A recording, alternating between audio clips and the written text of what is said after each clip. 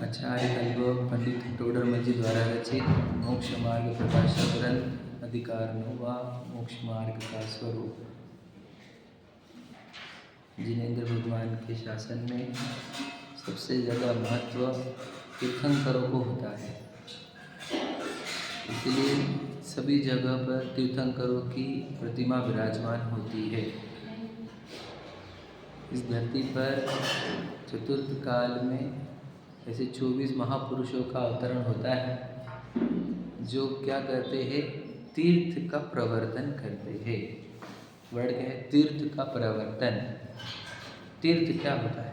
जो इस जीव को तिरा दे, तीर्थ होता है। तिरा दे मतलब सब डूब रहे हैं, संसार सागर, इसको संसार का सागर कहा जाता है, समुद्र। इस समुद्र में बूंदे कितनी है ये गिनना जैसे असंभव है, वैसे ही इस संसार में इस जीव का भ्रमण कितने काल से चल रहा है और कितने जन्म मरण हो गए, ये कोई गिन नहीं सकता, और सब इसी भव सागर में डूब रहे हैं।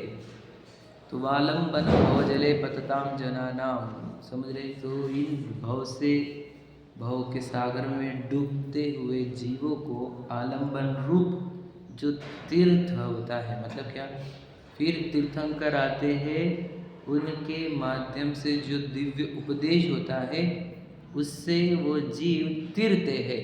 तो जिनेंद्र भगवान का जो उपदेश है वो तीर्थ है। इस तीर्थ से हम तीर्थे हैं। बताओ, तीर्थंकर के उपासक कितने हैं हमारे पास, लेकिन तीर्थ को समझने वाले कितने कम हैं। वो सही है कि नहीं? मतलब तीर्थंकर का नाम भगवान महावीर के पूजने वाले बहुत है, लेकिन तीर्थंकर को पूजने वाले कम है। ये समझिएगा क्या फर्क है? व्यक्तिवाद को हो गया है मुख्यता। कोई भगवान महावीर, शांतिनाथ जी, पार्श्वनाथ जी, महावीर, आदिनाथ जी, समझ रहे ऐसे, लेकिन वो है कौन? तीर्थंकर। तीर्थंकर शब्द का अर्थ क्या? तीर्थ करने वाले। और तीर्थ क्या? What do you mean by तीर्थ? तो मुक्ति का मार्ग देने वाले, वो मुक्ति के मार्ग का नाम ही मोक्ष मार्ग है। तो मुक्ति का मार्ग को ही तीर्थ कहा जाता है। और अगर हम अभी कुछ कर रहे हैं, तीर्थ वंदना ही है। हम पढ़ रहे हैं, अगर विनय से सुन रहे हैं, विनय से, तो ये तीर्थ की वंदना ही है और तीर्थ यात्रा ही है। समझे क्या नहीं? ये व्यवहार तीर्थ है, निश्चित तीर्थ तो इधर है, वो भी बताएंगे आगे। पर बोलना ये है कि तीर्थंकरों हम आए काहे, किनके दर्शन को आए? तीर्थंकरों के, बराबर है ना? जैसे भगवान शांतिनाथ जी, पार्श्वनाथ जी और भगवान महावीर जी, समझे क्या? 3 तीर्थंकर की प्रतिमा विराजमान की है हमने यहाँ पर। तो तीर्थंकर भगवान की जब प्रतिमा के पास आओ तो क्या करो? बोलो, तीर्थ सुनो इसे। तीर्थंकरों के पास तीर्थ के लिए आते हैं, समझे नहीं? समझे क्या नहीं? अगर हम उनसे वो मुक्ति के मार्ग सीखे नहीं तो तुम्हारे तीर्थंकर की क्या आवश्यकता थी? फिर तो तुम्हारे कोई भी अरहंत चल जाते थे। समझे कि नहीं समझे? जैसे कोई भगवान जो होते हैं, मतलब मुनिराज, वो दीक्षा लेते हैं, अरहंत बनते, सिद्ध बन जाते, एक शब्द बोलते नहीं। तो उनकी प्रतिमा क्यों नहीं विराजमान करें? ये विचार करो जरा। मुख केवली है ना, नाम है ना, मुख केवली की प्रतिमा क्यों विराजमान नहीं किया आपने? तीर्थंकर ही क्यों चाहिए? विचार करो। जहाँ वहाँ तीर्थंकर की प्रतिमा क्यों? इसका सीधा उद्देश्य ये है कि अगर आप देखो आए तीर्थंकर के पास हो तो तीर्थ के लिए आए हो, ये याद रखो। उस तीर्थ को पढ़ो, सुनो, ये बात हमारे को पढ़नी सुननी है, ठीक है नहीं? क्योंकि पहली स्टेप है आना किसके पास चाहिए? आपको तीर्थंकरों के पास। ये बात समझ लो। क्यों? तुम और कहीं गए ना बेटा, तो फिर तो तुम भटक ही गए। फिर तुमको मुक्ति का मार्ग चाहिए कि सुखी होने का मार्ग चाहिए कि दुखी होने का मार्ग चाहिए? बता, तुझे और भटकना है क्या? यदि तुझे संसार भटक कर कोई थका नहीं है तो जा किधर भी जाने का। अगर तुझे सच में संसार भटकते भटकते थक गया हो और सच में मुक्ति की भावना है तो तीर्थंकर के पास आओ। ये तीर्थंकर साधारण व्यक्तिमत्व नहीं होते हैं, मैं बता चुका हूँ। ये तीर्थंकर वो व्यक्तिमत्व होते हैं जिनके समूह शरण में 3 गति के जीव तो बैठते ही है, और जिनको दुनिया देव मानती है उनके जो देव है, देवादिदेव, समझे क्या नहीं? उनके जो राजा है वो 100 धर्मेंद्र खड़े रहे सुनता है उनके सामने। उनके गर्भ कल्याणक, जन्म कल्याणक, दीक्षा कल्याणक, केवल ज्ञान कल्याणक, मोक्ष कल्याणक सब मनाता है वो। वो 100 धर्मेंद्र और बहुत सारे देव। जिसको दुनिया देव मानती है वो लोग इनकी सेवा में है, मतलब कोई महान जीव है, समझो जरा। तो तीर्थंकर पहले तो निर्णय कर ले, तीर्थंकर के पास आना होगा। देखो हम पूछे ना, हमारे को चाहिए क्या, हमारे को हमारी श्रद्धा सम्यक करनी, मतलब मैं भ्रांति से बाहर आऊँ, I should out of be, समझ रहे, इल्यूजन से मैं बाहर आऊँ। देखो हमको कभी लगा ही नहीं कि हम इल्यूजन में है। मैं तो कल सिद्ध कर चुका हूँ कि हम इल्यूजन में, भ्रम में है। ये पत्नी मेरी, बच्चे मेरे, गाड़ी बंगले मेरे, सब भ्रम में है, समझे कि नहीं। मैं विशाल हूँ, मैं शरीर पुरुष, ये सब भ्रामिक चीज़ें है। ये मिट्टी देखा ना, हमने बताया रॉ मटेरियल इसका, विज्ञान देखो, साइंस देखो, मिट्टी है रॉ मटेरियल। और इस रॉ मटेरियल हमने इस रॉ मटेरियल, जिसकी मिट्टी के रॉ मटेरियल वाली चीज़ों को अपना मान लिया, तो भ्रम है ये। वो मिट्टी कभी ये एक्सेप्ट नहीं करती कि मैं तेरी हूँ करके, समझे कि नहीं। वो उसके थोड़े दिन के कार्य करती है और बिखर जाती है, समझे ना। मिट्टी ने कभी स्वीकार नहीं किया अपना स्वामित्व आत्मा को, हम ही मान रहे, मान ना मान, है ना। तो ये भ्रम है, और जो भ्रम से बाहर आना चाहता है उसने देशना सुननी है, उपदेश सुनना है, क्योंकि ज्ञान को सम्यक करेगा तो श्रद्धा सम्यक होगी, और उपदेश आएंगे तीर्थंकरों से। तीर्थ वो स्वर्ग के देव भी क्या करते हैं, उनके दिव्य ध्वनि खिराने के लिए समूह शरण की रचना करते हैं, और वो उस साधारण बनाते नहीं हो, वो इतना दिव्य बनाते हैं कि कोई दूर से भी देख ले समझ में आए इसको कि बहुत महान काम हो रहा है यार। इस विश्व की सबसे सुंदरतम रचना बनाता है वो, समझेगा नहीं। और जो आए वो सुने, वो निहाल हो जाए। विचार करो, इतना महान हमारे को, और एक प्रतिमा भी वही है, मंदिर भी वही है। ये तीर्थ के उपदेश देने वाली प्रतिमाएं हैं, और हम तीर्थ को समझ नहीं रहे हैं, है ना। पढ़ते हैं अपन, फिर आपको समझाता हूँ मैं तीर्थ कैसे प्रकट करना है हमारे को। देखो क्योंकि समय कम है, पढ़ना है फिर हमारे को। देखो लास्ट पैराग्राफ पढ़ेंगे 328 पर। वही कहते हैं, पहले तो आज्ञादि से व किसी परीक्षा से कुदेवादिक की मान्यता छोड़कर अरहंत देवादिक का श्रद्धान करना। तो सिंपल समझ लो आप, तीर्थंकर छोड़ के कहीं और झुक रहे हैं, झुक रहे हैं, समझ लेना तुम्हारा मुक्ति नहीं मिलने की, अभी बहुत जन्म मरण होने की, समझिए कि नहीं। अनंत काल लगेगा वापस से। तीर्थंकर के सिवा किसी झुकना ही नहीं चाहिए हमारा। प्रतिमा हमको तीर्थंकर की चलती बस, समझे कि नहीं। और किसकी, और किसकी, और किसकी, और किसकी नहीं। 9 देवता बोलेंगे वैसे तो 5 परमेष्टि, जिन मंदिर, जिन प्रतिमा, जिन वाणी, जिन धर्म, समझ रहे। तो ये 9 होते देवता हमारे, और प्रतिमा किसकी मुख्यता से, तीर्थंकरों की ही, समझेगे नहीं। तो खुदेव को इनको छोड़कर कोई और नहीं चलते, समझ लेना। ये शासन है हमारा, हमारा मतलब मेरा खुद का नहीं है, ये किसी ने 100-150 साल पहले चालू किया हो, ऐसा नहीं है। ये चल रहा है, अनादि से चलते आ रहा है भैया, ठीक है नहीं। अकृत्रिम चैत्यालय दुनिया में, और कृत्रिम भी है, और सिर्फ जिन चैत्यालय ही है, और कोई नहीं है। विचार कर लो आप। जिन मतलब कौन, जिन मतलब जिन्होंने इंद्रिय जीत ली, वीतरागी परमात्मा, तीर्थंकर। तो पहले को देवादिक की मान्यता छोड़कर बढ़े अरहंत देवादिक का श्रद्धा करना। अरहंत देव, अरहंत का अर्थ बोलो, जिन्होंने अपने दुश्मनों का नाश किया। कौन से दुश्मन, भीतर के, मिथ्यात्व, अज्ञान, असह्य, कषाय, राग, द्वेष, समझे कि नहीं, इच्छा, इन शत्रुओं को जिन्होंने जीता है, ऐसे अरहंतादिक का श्रद्धान करना। क्योंकि इनके श्रद्धान होने पर ग्रहित मिथ्यात्व का तो अभाव होता है, तथा मोक्ष मार्ग के विघ्न करने वाले कुदेवादिक का निमित्त दूर होता है। यदि इनके पास आ गए तो कुदेव के पास जाना छोड़ दोगे तो तुम्हारा फिर अब तुम्हारे अंदर नया मिथ्यात्व ऐड नहीं होगा। जो पुराने हैं उनको भी मिटते चलेंगे, समझ रहे कि नहीं समझ रहे। उल्टी मान्यता से भरे हुए थे हम अनादि से, अब इनके पास जाओगे कुदेवादी की तो उल्टी मान्यता और बुधवार को ये पहनने का, गुरुवार को ये नहीं पहनने का, शुक्रवार को ये खाने का, शनिवार को नहीं खाने का, मंगलवार को ये करने का, अमावस को, पूनम को ये करने का। उसमें बहुत सारे क्या क्या बोले हम, हमारे पास उल्टी मान्यता कम थी कि तुम और ऐड करते जा रहे हो समझ रहे। तो सच्चे देव के पास आने पर कुदेवादी की मान्यताएं छूटती जाती है, नया मिथ्यात्व ऐड नहीं होता, समझे कि नहीं। पुराने मिथ्यात्व जो अनादि के हैं वो भी मिटते चलते हैं। इसलिए आपको सच्चे देव शास्त्र गुरु के पास आना होगा, ये पहला काम है। मतलब तीर्थंकरों के पास आना होगा, अरहंत देव के पास आना होगा, समझे, ये पहला पार्ट है। इसलिए पहले देवादिक का श्रद्धान करना, फिर वो देखो वर्ड के जिन मत में कहे जीवादिक तत्वों का विचार करना, ये है वो तीर्थ। मतलब आना काहे के लिए था यहाँ पर, विचार करो। मैं यही बोलना चाहता हूँ, पूजन के लिए बुलाया मैं नहीं आपको, पहले बोल दे रहा हूँ, देखो सही है या नहीं? अगर पूजन करनी चाहिए तुझे तो याद रखना, पहले उनको समझ ले फिर पूजन चालू कर। पूजन का काम सेकेंडरी, मैं आपको बताऊँ क्या? पूजन पहले स्टेज में कि अगली स्टेज में? विचार करो, उत्तर दो इसका। अनुज भाई क्या उत्तर है? जब हमारी प्रारंभिक भूमिका है तब पूजन इंपॉर्टेंट है, कि जब हमारी भूमिका बढ़ेगी तब पूजन इंपॉर्टेंट है? क्या लॉजिकल लग रहा है आपको? सोच के बोलना मेरी बात, बहुत इंपॉर्टेंट बात है।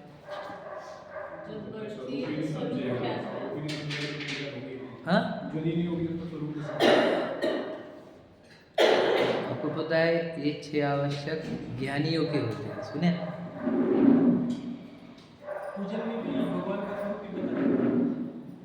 पूजन की लाइन में से समझ में कैसे आएगा?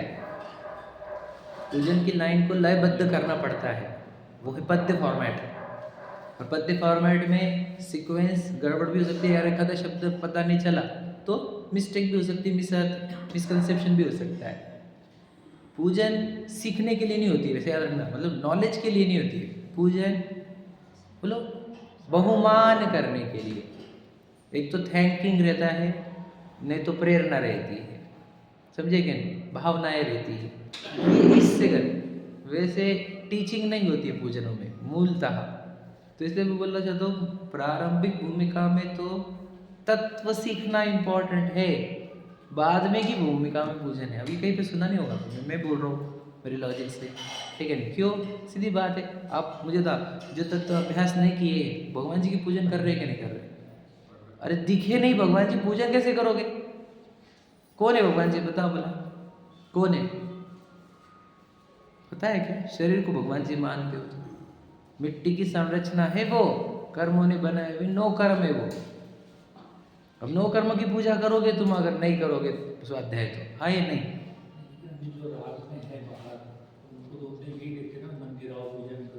अभी तो सही बात है, बताओ वो सामाजिक व्यवस्था अलग बात है, करना क्या चाहिए। मुझे एक बात बताओ, तीर्थंकर मैं बताया ना, वर्ड कहाँ से स्टार्ट किया मैंने? तीर्थ।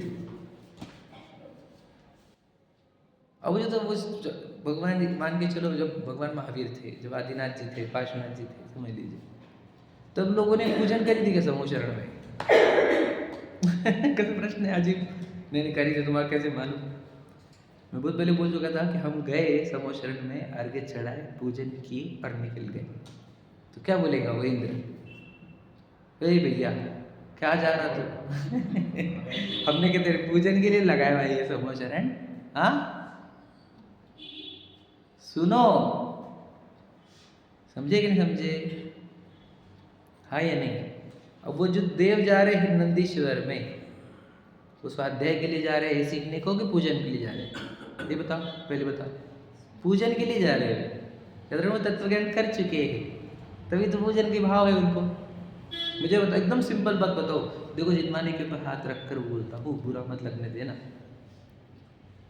नेचुरल पूजन निकलती है क्या तत्व ज्ञान के बिना? भैया पॉइंट है कि नहीं मेरे बोलने में? शब्द ख्याल में आते हैं ना, भाव वो पकड़ते हैं।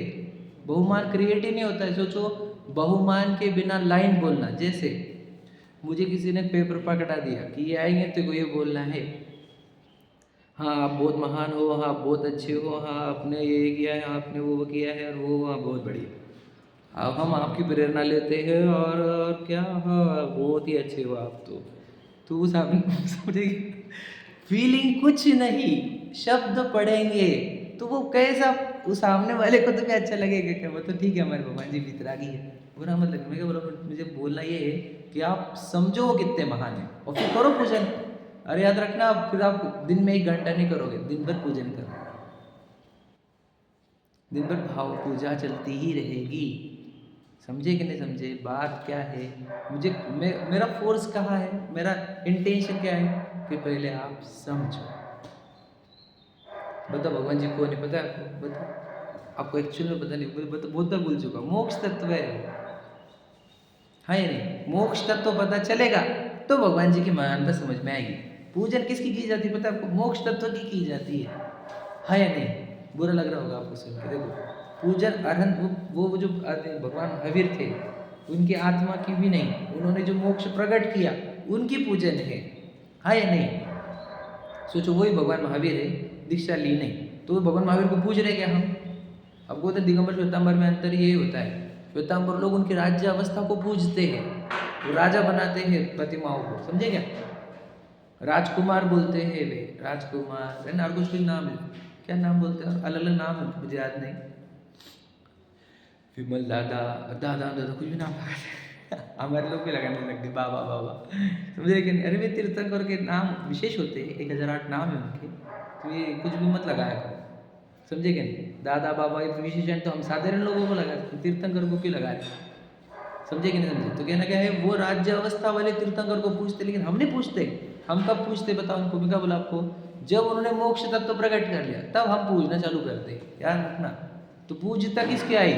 वो आत्मा की, कब? उनके मोक्ष तत्व की। विचार करो, मतलब 7 तत्व समझे भी ना, पूजा किसकी करनी वो पता ही नहीं चलती हमारे को। सोचो वो शरीर की तो करने की नहीं थी, वो आत्मा की भी नहीं करने की थी, है क्या नहीं? उस आत्मा में जो मोक्ष तत्व प्रकट हुआ है उसकी पूजन करनी थी, है या नहीं?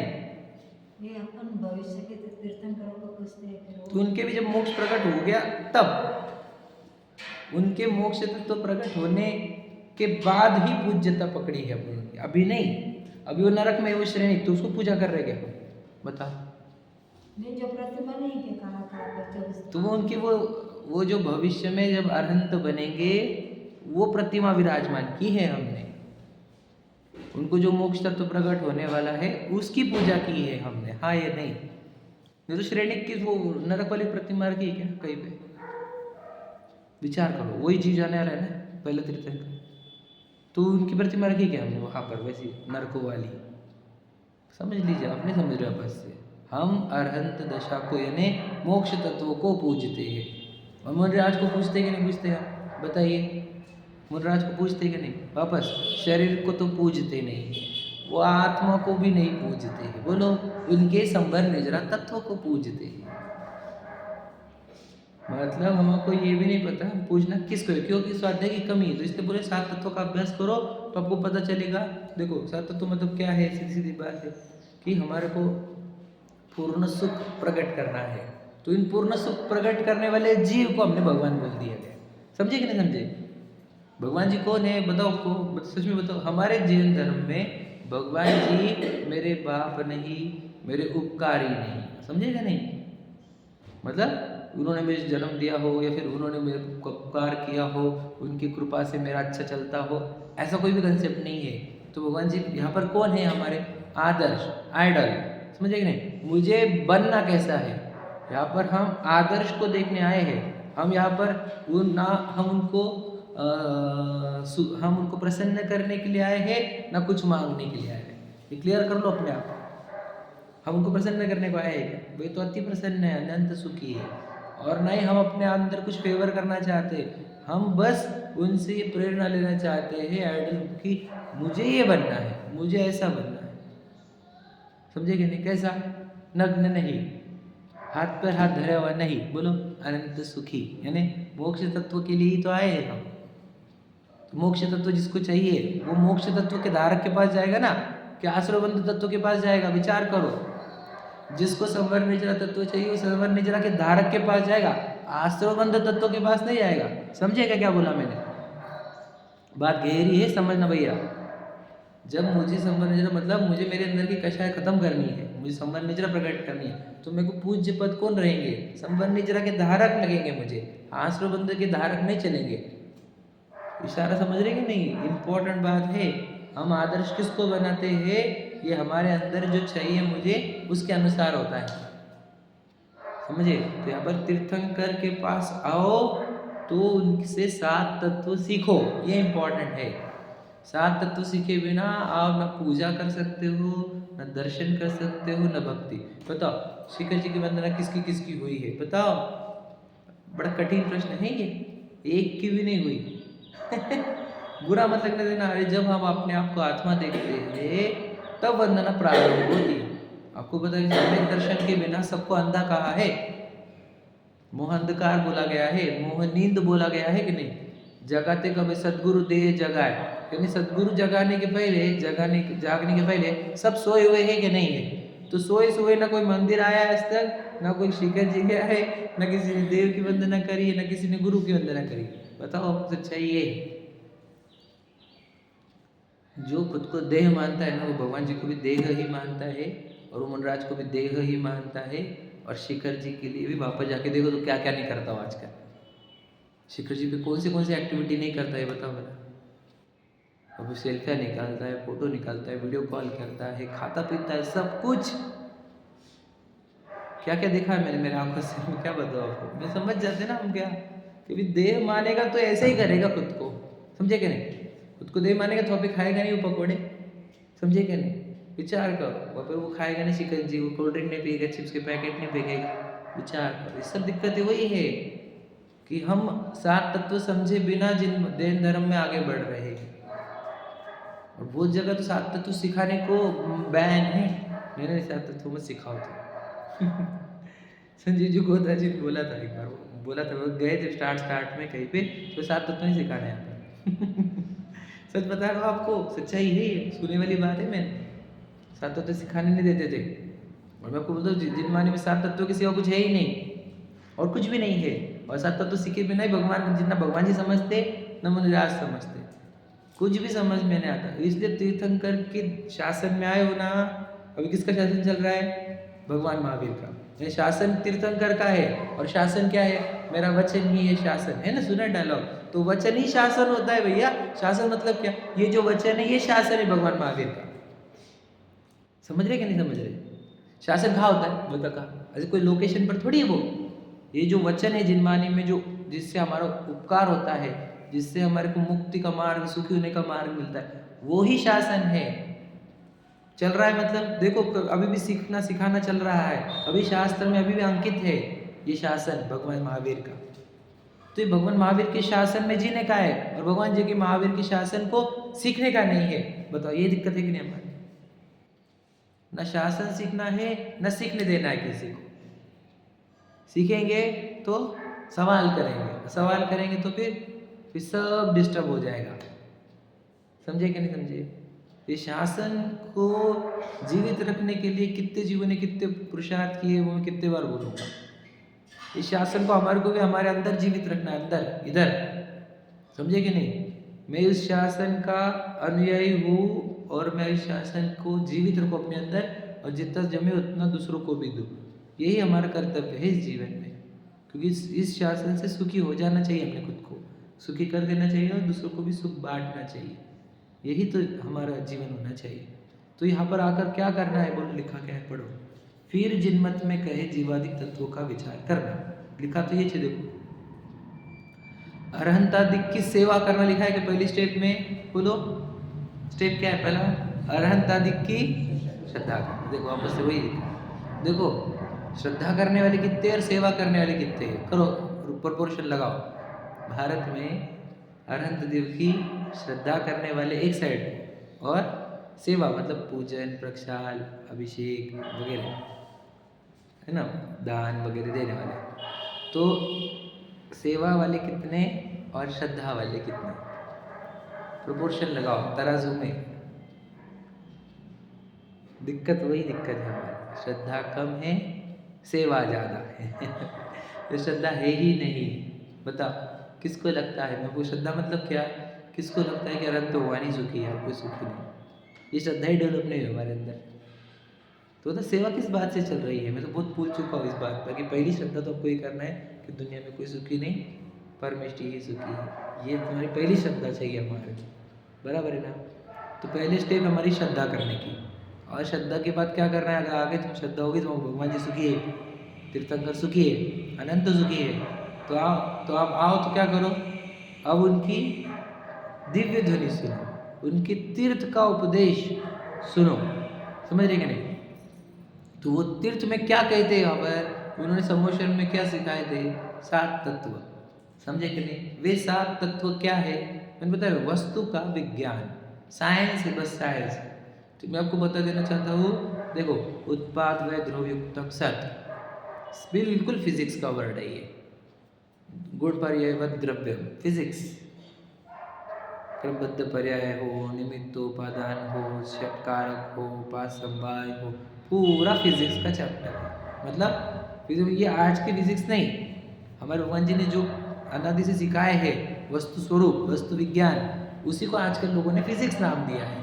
है हमारा, समझे कि नहीं? प्रवचन सार जी से उठा उठा के शास्त्र बनाए हुए इन्होंने, फिजिक्स के रूल्स बनाए वाले हैं, उसी पे रिसर्च करके कितने बाहर कितने लोग शास्त्र लेकर गए, कितने यूनिवर्सिटी में वहाँ के रखे गए हुए प्रवचन सार जी वगैरह, समझे कि नहीं? बाहर कितनी कंट्रीज में, मैं बताऊँ आपको, मैक्सिमम सभी कंट्रीज में हमारे शास्त्र है और वहाँ से फिजिक्स के रूल निकाले जाते हैं।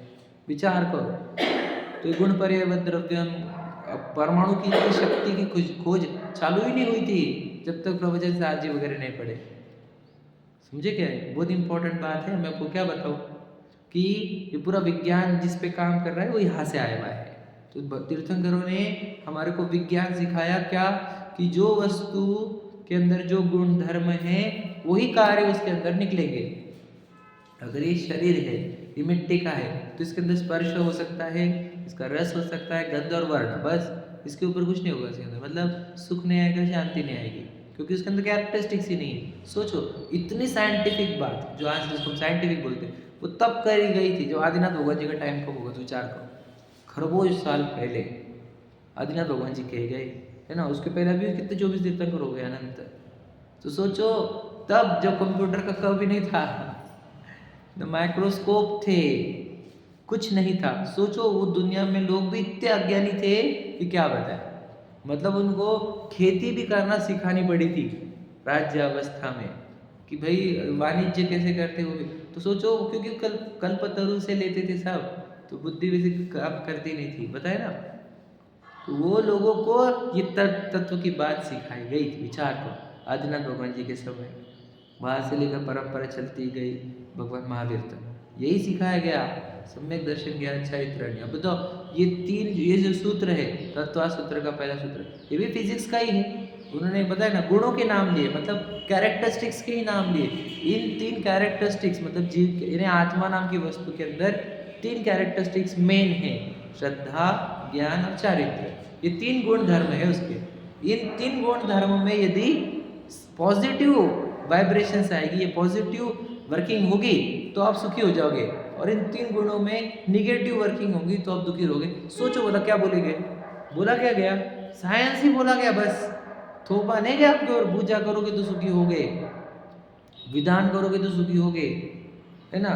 तीर्थ की सेवा करोगे तो, गुरु की सेवा करोगे तो सुखी होगे, ये बोला ही नहीं गया। इससे मुक्ति मिलती है, ये बोला ही नहीं गया। हमारी सेवा करोगे तो मुक्ति मिलेगी, ये भी नहीं बोला गया। आपके 3 कैरेक्टरिस्टिक्स से उसकी वर्किंग कौन सी करो, करेक्ट वे में कर दो, सही वर्किंग करो, सुखी हो जाओ। उसकी वर्किंग उल्टी रखोगे, दुखी रहोगे। इतना स्पष्ट उपदेश है। अब श्रद्धा का सही परिणाम मतलब क्या है, जो रियलिटी उसको मानने लग जाएगा तो सुखी हो जाएगा, जो भ्रम है उसको मानेगा तो दुखी होगा। मानने वाला गुण है तेरे अंदर। श्रद्धा गुण मतलब क्या, मानना, टू बिलीव, बिलीफ सिस्टम। तो इफ योर बिलीफ्स और on the based of facts, समझे कि नहीं, तेरे फीलिंग, तेरे बिलीफ्स फैक्ट के बेस पर है तो सुखी होगा, और तेरे बिलीफ मिथ के बेस पर होंगे तो दुखी होगा। इतना तो क्लियर कट है। नहीं, पत्नी बच्चे मेरे हैं, यही मिथ है। ये शरीर तेरा नहीं भाई, मिट्टी का है, इसका रॉ मटेरियल देख लो। वस्तु विज्ञान, फिजिक्स के पास जाओ। मैं तो बोलता हूँ ना, मुनिराज के पास भी मत जाओ, तुम एक साइंटिस्ट के पास जाओ, उसको बोलो ये बॉडी में भूख है नहीं, उसको पूछते जाओ क्वेश्चन, नहीं दे बोले ये तो भौतिक चीज है, भू मिट्टी एटॉमिक चीज है, ये अपन नहीं है, ऐसा वे भी समझते हैं। हमारे भगवान जी तो बहुत पहले काल में बोल गए। तो बोलना ये है कि ये भौतिक चीज है, ये समझ रहे कि नहीं, ये हमारी वस्तु नहीं है, लेकिन हमारे बिलीफ्स कैसे है, इस भ्रांति पर। तो फिर ये बॉडी बनी क्यों, हमारे साथ आई क्यों? तो तूने भाव किए थे पूर्व में, कर्म बंध गए तो आ गई बॉडी साथ में। फिर पत्नी बच्चे क्यों आए, वो भी तो नहीं बांधे थे, समझे कि नहीं? जन्म जन्म के साथ भाव किए होंगे ना तूने, तो वो आए जन्म जन्म से साथ में। पुराने कर्जे फेडे नहीं होंगे तुमने, सेवा करके ली होगी तो सेवा करनी पड़ रही, समझे कि नहीं? सेवा करके ली होगी तो सेवा कर रहे हैं, या सेवा करी होगी तो भोगत रहे उसे सेवा, इसलिए आए हैं लोग साथ में, समझे कि नहीं समझे? अब तो ये मेरे है क्या, मिट्टी के हैं, कर्म होने लाए हुए हैं, लेकिन मेरे बिलीफ सिस्टम इसको रियलिटी मान रहे कि नहीं? तो सोचो, ये बिलीफ में जब मिथ है तो इससे तुझे याद रखना दुख होंगे। क्या होगा मैं बता दूँ, कैसे होता है दुख। अब ये जब तक तो इसको पराई वस्तु नहीं समझेगा तो होगा क्या, इनके वर्किंग चेंज करना चाहेगा, बॉडी की वर्किंग और संयोगों की working. You will try to change it according to your wish, समझेगा नहीं, अपनी इच्छाओं के अनुसार इन चीज़ों को परिणमाना चाहेगा। वो परिणमेंगे नहीं तो तुझे दुख होगा समझेगा नहीं, क्योंकि दुनिया यही कर रही है। आपको क्या लगता है यहाँ से गए हो काहे के लिए, जो हो रहा है उसको स्वीकारने को कि बदलने को, बता सभी जी उसी में लगे हैं। और जब वस्तु विज्ञान समझ में आता है कि इधर की कोई चीज़ अपन बदल नहीं सकते, समझे कि नहीं, तो फिर वहाँ से हमारे को सुख प्रारंभ होता है। वस्तु विज्ञान से देखो, ये देखो मैं बताऊँ, देखो ये बूढ़ा क्यों होने देते तुम, इसका नेचर है कि नहीं बूढ़ा होना, समझे कि नहीं, बाल वाइट क्यों होने दे रहे हैं, आपके कंट्रोल में क्यों नहीं है ये चीज़ें, समझे कि नहीं समझे, कि झटका लगने पर मेल्ट होने लग जाता है, फफूले आने लग जाते हैं। ये कैसे, ये एक गुणधर्म है आपके अंदर, ये आपके गुणधर्म है, ये जलना फटना कटना ये मेरे गुणधर्म है। क्यों समझते नहीं है, ये मिट्टी का है, कर्मों ने बनाया हुआ है, क्यों नहीं समझते। और सोचो एक भ्रम तुमने खड़ा करा कि मैं विशाल हूँ, अब तेरे अंदर अनंत भ्रम खड़े हो गए, पूरा महल खड़ा हो जाएगा, समझ रहे कि नहीं। इस महल का आधार क्या है कि मैं मिट्टी हुई शरीर विशाल। अब फिर इस भ्रांति के ऊपर तूने महल खड़ा किया, ये भ्रांति एक दिन टूटेगी, ये महल टूटेगा, क्यों, क्योंकि ये मैं विशाल हुई वाली मान्यता टूटने वाली है। अभी शरीर छूटेगा, मान्यता टूटी, पूरा महल गिरा, समझो बात को। तो हमारी श्रद्धा गुण जो है वे वो बिलीव क्या करे, फैक्ट्स को बिलीव करे, वो मिथ को बिलीव ना करे। ये है ना, ये उपदेश है वहाँ से, कहाँ से, ये तीर्थ की देशना है। तो उन्होंने जीवजी तत्व बताने पर हमारे को क्लियर कट कह दिया कि इस शरीर के ही आकार में एक चेतन वस्तु है, अभी इसी वक्त शरीर जितनी विस्तारित है वह चेतन वस्तु का और इस शरीर का कोई कनेक्शन नहीं है। आप निमित्त उपादान चैप्टर इसलिए सिखाया था, एक क्षेत्रावगाह संबंध इसीलिए सिखाया था, समझे कि नहीं। एक एरिया में रहते हैं लेकिन एक दूसरे का कुछ भी करते नहीं, ऐसे कैसे पॉसिबल है, ऐसे कैसे पॉसिबल है। दृष्टांत देते हैं हम तुझे, बता, दूध और पानी को हमने एक एरिया में रखा, बराबर है, 1-1 लीटर दोनों एक ही साथ रहते हैं, फिर भी दूध अलग किया जा सकता है, पानी अलग किया जा सकता है। इससे सिद्ध होता है कि दोनों मिलते नहीं हैं। मिल जाते तो फिर अलग कैसे होते थे, समझे कि नहीं समझे। हमने 1 किलो सोने में 1 किलो चांदी मिलाई, अलग की जा सकती कि नहीं। जब वो अलग की जा सक रही है मतलब वो साथ में रहने पर, अलॉय बनने पर भी जब अलग की जाते हैं, मतलब क्या, कोई चीज़ अपने गुणधर्म छोड़ती नहीं, एक में मिक्स होती नहीं। तो सेम केस है यहाँ पर, आत्मा और शरीर एक ही एरिया में है, लेकिन आत्मा अपना एक भी कर्ण जड़ रूप नहीं करता, जड़ एक भी रूप आत्मा नहीं करता, चेतन नहीं करता, दोनों एक एरिया में रह रहे हैं, लेकिन हमारे अंदर वो भ्रांति ही टूट रही नहीं है। इस भ्रांति को तोड़ने के लिए हम तीर्थंकर की देशना सुनने को आए थे। उन्होंने कहा जीव अजीव अलग अलग है, तू जीव है, शरीर अजीव है ना, तू चेतन और देह अचेतन, यह जड़ तू ज्ञानी, समझे कि नहीं, यही बोला गया। अब हम ये भ्रांति ने तोड़ेंगे तो हम तीर्थ कैसे समझ रहे, बताओ भला, हम तीर्थंकर क्या होने, यही है क्या, एकदम सिंपल बताओ। तीर्थंकर के सिवा और कोई प्रतिमा बताओ, बताओ हमारे को, जो हाथ पे हाथ धरे बोल रहे आपको कुछ नहीं कर सकते आप, और नग्न रहकर बता रहे हैं कि कुछ भी अपना नहीं है। तो बताओ, तीर्थंकर की प्रतिमा नग्न, सोचो, जिनको स्वधर्म इंद्र पूज रहे हैं वो नग्न रह रहे हैं और हाथ पे हाथ रख रहे हैं, वो कुछ तो मैसेज होगा गहरा। हम में बोल दो, हम डिकोड क्यों नहीं करना चाहते चीज़ों को, मतलब हम समझदार, वो तो इशारा समझदार सुने कि नहीं सुने, समझदारों को तो इशारा भी काफ़ी हो जाता है, वो तो प्रतिमा पूरा इशारा दे रही है, और वो समझदार ही नहीं बन रहे हैं। क्या बोला है वो तो प्रतिमा ने, क्या समझदारी का इशारा कहा कि शरीर से रिलेटेड सब चीज़ें अपनी नहीं है, और अपना सुख अपना ज्ञान आत्मा में से ही आता है, बाहर देखने की जरूरत ही नहीं है। बस इतना सिंपल मैसेज हमारे को समझ नहीं रहा, तीर्थंकरों की दिव्य द्वेषना से इतना एक मैसेज नहीं समझ पा रहे हम। क्यों, ये अनादि से हमने उल्टी मान्यताओं के जो पहाड़ बांधे, अब इस जन्म में भी वही करते बैठे हम, वही दोस्तों में है, वही कंपनी में है, वही बातें हैं, वही गप्पे टप्पे हैं, वही घूमना फिरना है, वही खाना है, वही बातें हैं, वही चर्चा है, वही फेसबुक है, वही इंस्टाग्राम है, फिर ये हम रियलिटी में आएंगे कैसे यार? एक साइड तीर्थंकर की देशना है और एक साइड पूरी दुनिया है, आप डिसाइड करो क्या सच्चाई है। ये तीर्थंकर की देशना को इतना वैल्यू दिया समूह शरण बनाकर, विचार करो तुम। और वो सौधर्मेंद्र खड़ा रहकर सुनता है, ये कितनी गजब की बात है, विचार।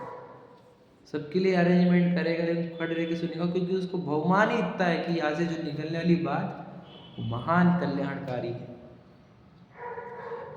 वहाँ पर आरिका रहती है, मुनिराज रहते हैं, तिर्यंश रहते हैं, देव रहते हैं, सबकी कोठियाँ बनी हुई है। मनुष्य सोचो क्या है, क्या बोल रहे, वो समूह शरण नाम का कंसेप्ट है ही क्यों, बताओ। देश ना तो एक वो है जगह जहाँ पे एक रियलिटी बोली जाती है और पूरी दुनिया है सब झूठ बोलते हैं। अब हम किसको चुन रहे हैं? हम उस दुनिया की झूठी झूठी बातों को इतना सीरियसली लेते हैं कि क्या बोले, और तीर्थंकर की बातों को कितना कैजुअली लेते हैं, क्या बोले, बताओ।